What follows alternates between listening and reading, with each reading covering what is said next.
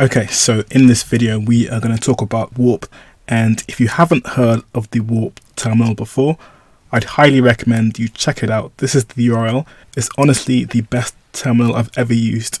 But what we're going to talk about specifically is how to use your own custom ZSH theme in Warp. So this is Warp. It looks a bit like VS Code or JetBrains IDE, and you have your commands palette here by pressing Command P. You've got a really cool AI search, which you can pretty much search for whatever you want, and it will give you the command for that. But there are already great videos out there talking about the features that Warp has.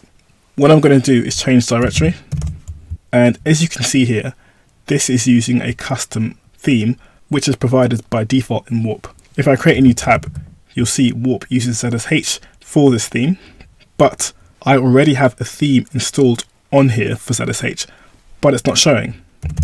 I can change that by doing this, and here is my theme. If I activate my theme like this, I don't have all the cool Warp features. I don't have the AI search. I don't have the ability to scroll through my command history. All that is lost. However, there is a way to use my custom theme and to use all the great features of Warp.